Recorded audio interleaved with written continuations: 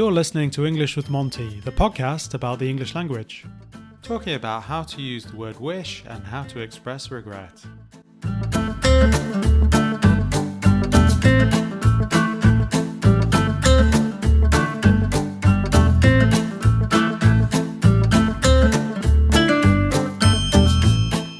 Hello there and welcome to English with Monty. We're moving on to episode number 35. I have Gideon back with me today. How are you, Gideon?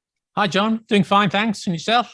Yeah, doing very well. You sound very chirpy. You must have had a good sleep or had about 6 coffees. Yeah, probably the latter. Yeah. More likely, I guess. Today, I thought we would talk about wish and I guess by extension, talking about regrets as well. Because I suppose they're linked together, aren't they? Yes. You were telling me a few minutes ago that you've done quite a lot on this, so you know your stuff. Oh, I don't know. I think I did a video on the unreal past. The unreal past. Wow. Yeah. When you use like a past tense to talk about something which is in the future, that's the unreal past. And wish falls into that category, or sometimes does, because there are different meanings of wish. Because we can use wish in a number of different ways, can't we, really? Maybe a good starting point would be to talk about something that is impossible or unlikely. Yeah. I suppose there are parallels, aren't there, with the second conditional here, aren't there? Mm-hmm. In terms of the grammar form. So, for example, I could say to you, I wish I was taller. Yeah. Or I should say formally, you're absolutely correct, John. Formally, you might say, I wish I were taller. If you want it to be more formal.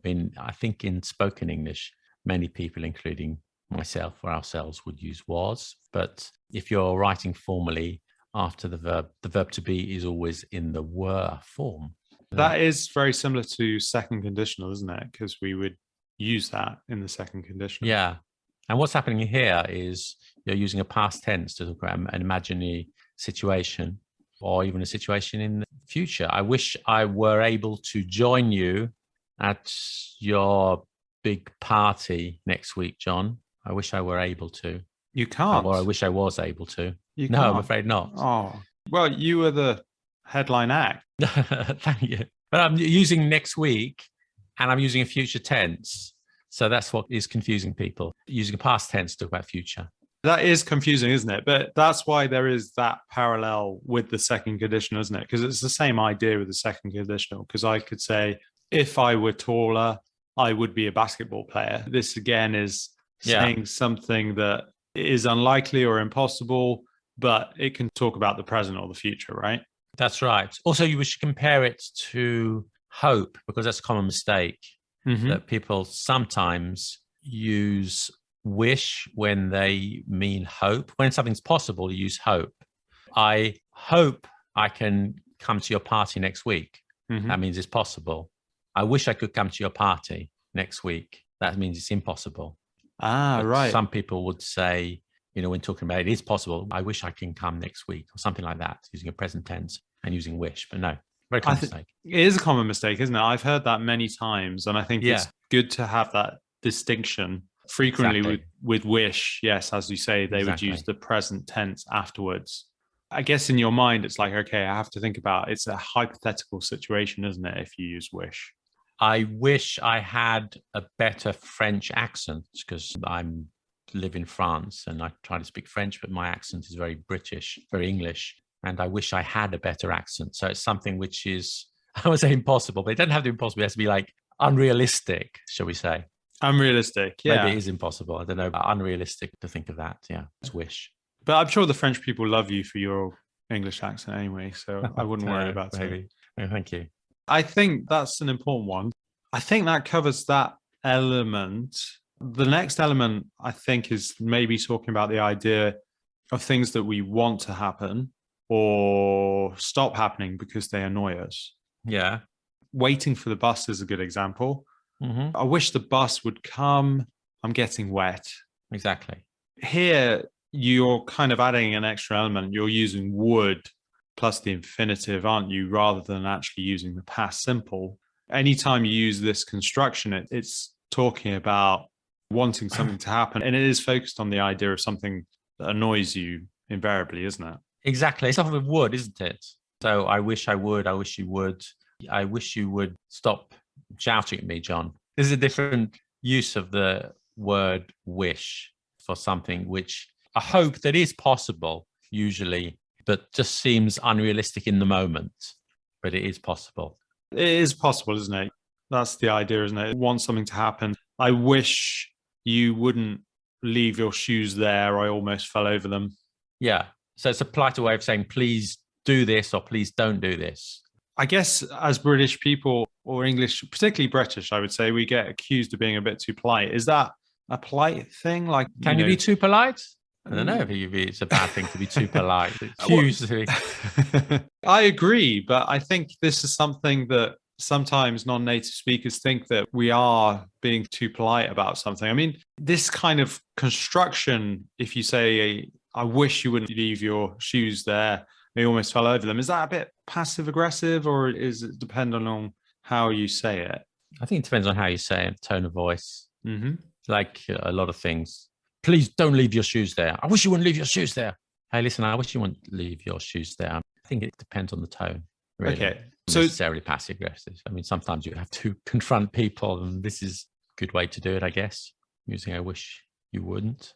Okay, yeah. It's a nicer way of saying something that is slightly confrontational, you would say. Instead of saying don't do this with imperative, it's slightly softer. Softer, and would probably be received a lot better, wouldn't it? Yeah. Which I think is true in any language, isn't it? Anytime you use an imperative, it doesn't really go down well, does it? Unless you maybe a school teacher or something like that. Yeah, I think it depends on the language. Some languages almost like they have different forms of you. So you can use imperative with the polite form of you, and it sounds more polite. But in English, we only have one form of you. So you have to get around it by using would or something like that. Because in French, you have tu and vous. So you can just say, have this, tenez, or something like this. You can't do that in English because it's an imperative. There's only one way to express the imperative. In order to be polite, you have to use other means. That's an interesting point. And also, I suppose as well, if you're talking about the example, I wish I was taller. I mean, obviously, we use the past simple in English because we don't really have a conditional tense, do we? Like other languages would. In that case, that's like our conditional tense, isn't it? Also, I think with the would element, I think it's important to note that we can't say, I wish I would. You can't, yes, because you're asking for something to happen or asking somebody to do something or not do something. It would be strange to say it to yourself. But you could do, I guess. I wish I wouldn't waste so much time on social media. I guess you could admonish yourself like that. You could, but I suppose it seems a bit odd, doesn't it? But yes, I mean, you can, as you say, you're telling yourself off in that case, aren't you? Yeah. I suppose some people would say that, wouldn't they? It's an interesting one. And then if you're talking about the past, so something that did happen or didn't happen, how would we go there? What would the construction be?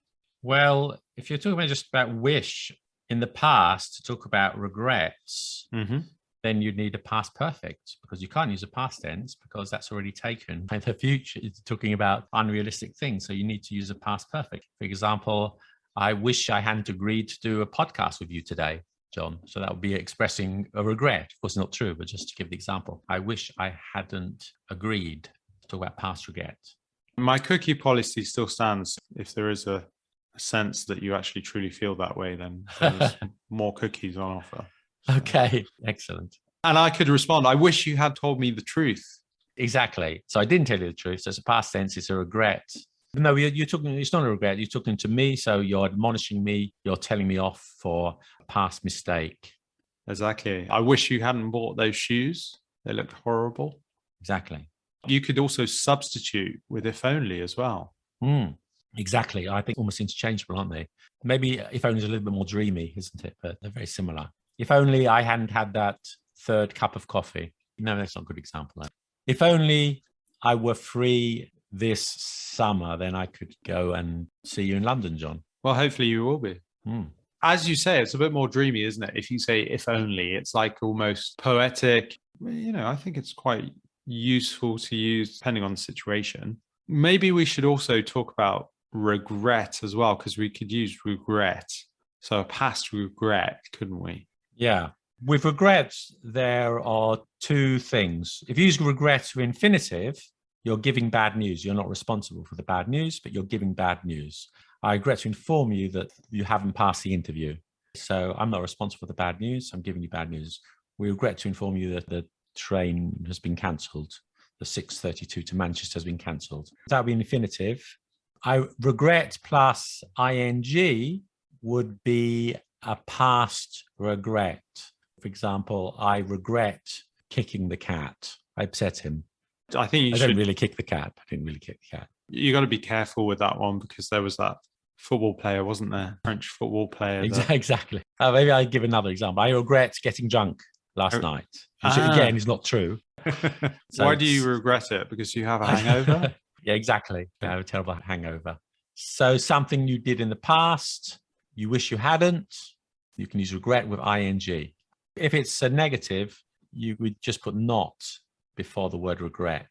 I regret not telling you the truth. You mean after the word regret? After the word regret, sorry. Yeah. Before the verb with ing. I regret not telling you the truth. So that's an important one, isn't it? That links in with obviously the rules on the infinitive and the gerund as the second verb, doesn't it? Yeah. If it's negative on the second, you use not. You would not use don't. Mm-hmm. I regret not studying harder at school. You wouldn't say, I regret don't studying harder. I mean, that doesn't exist, does it? Exactly. Monty is based in London, and we offer individual lessons and conversation group classes in the centre by Tottenham Court Road. Come and join us. You can access the times and place to meet through Meetup at the following web address. So that's meetup.com/Monty-English-conversation. See you there. I think we've covered most things there. Is there anything else that you wanted to include there? That's fine, I think. Yeah, that's good. Of course, with wish, there are other uses of wish, of course. You use wish plus infinitive. I wish to speak to the manager, meaning I would like to. You could use it that way. I wish you good luck. That's another use of wish. Okay, so you're fine to use it in different ways. So I think we'll do a brief test to see if the listeners can get these right on the basis of the information that we've given you. This is through EC English, so it's just a small test. It's only 5 or 6 different examples. So what I'll do is I'll read out the actual sentence to you, Gideon, with a space in between, and then I'll give you 4 options, and you've got to choose the correct option. Okay. I wish, space, to my father. So we say, I had listened is option 1. Option 2 is I listen. Option 3 is I have listened. And option 4 is had listened. The answer is had listened. I wish I had listened to my father. Okay, so it's a past regret. So you need a past perfect. Yes, you do. That's very good. Okay, I'll read the next one. I wish it snowing. I wish it would snowing, could stopped snowing, would stop snowing, or would stopped snowing. Oh, in this case, you would say, I wish it would stop snowing. Because we're talking about that idea of something that's kind of annoying or something that's happening you don't want. So you're using would in that case and the infinitive. Right. So next one. I wish I space so old. I wish I had not so old. I wish I am so old. I wish I would so old. Or I wish I was not so old. The answer is none of them. No, I guess they want to say this is an EC website. The answer they say is correct is I wish I was not so old. But as I said earlier, grammatically, I wish I were not so old. You would use were, not was. But of course, in spoken English, I wish I was not so old. Perfectly okay. And often you'd perhaps use the contraction more often. I guess if obviously you say was not, it's with more of an emphasis, isn't it? Yeah. I wouldn't be writing an angry letter to EC English about their test, but just to let you know. That's good to know. They might be writing an angry email to you. But... Yeah. The next one. I wish I, the train. I wish I have took the train, would taken the train, were taken the train, had taken the train. I wish I had taken the train.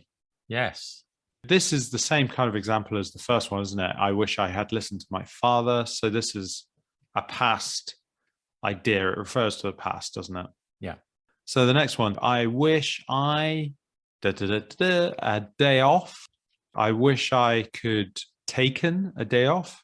I wish I had take a day off. I wish I would taken a day off, or I wish I could take a day off. So the answer is, I wish I could take a day off. Here, this is an improbable or impossible wish for the future. Okay, because in the present tense you use can. I can take a day off, but with wish, you put the verb in the past tense, as we said. So can becomes could. I wish I could take a day off because it's not going to happen, almost certainly not going to happen. If it is going to happen or it's possible, you'd use hope. I hope I can take a day off. Okay, so for probability, you can use hope. For impossibility, use wish. Okay, no, that's a very important point. I like that one, just to reinforce it. Yeah, it's great. So the next one, I wish the prices, so expensive. I wish the prices have not so expensive. I wish the prices would not so expensive, were not so expensive, was not so expensive. Well, I think this is very true for today, isn't it? Because prices are going up. So I wish the prices were not so expensive. Yeah. This is, again, the second conditional idea. You're talking about something that's impossible or unlikely. Again, you could say weren't so expensive, but of course, if you want to emphasize it, were not is fine. Yeah. Excellent. I hope all the listeners got those right and it was pretty clear. Thank you for joining me, Gideon. Do you want to maybe promote a bit of what you do? Okay, well, I'll talk about my YouTube channel, Let Them Talk TV. Lots of videos on grammar, vocabulary, pronunciation. We also have one on the unreal past, and wish falls into that category of unreal situations. So do check it out. That's great. And also you got a podcast. You're just taking a break with that at the moment. Is that right? I have been snowed under by work, so I can't do everything at the moment. So yes, we do have a podcast with Zeitgeist Banana. Lots of podcasts already recorded with Jon. So do check that out. Zeitgeist Banana. Indeed. I think that's a good one. It's slightly different from mine, isn't it? In the sense that we focus on things like the origin of the English language and things like that. A bit more factual, isn't it? Thank you for joining me today, Gideon. You're welcome. Been much appreciated, and your expertise was definitely worth having on the show. Thanks for joining me, and you've been listening to English with Monty. If you enjoyed this podcast, then please leave me a donation online via our website. Monty is a small independent company, and I do all the editing myself. I would suggest £2.50 to buy me a coffee or £5 for a beer. montyenglish.co.uk. Then just click on the podcast button at the top. You can donate here. Thank you. I appreciate it.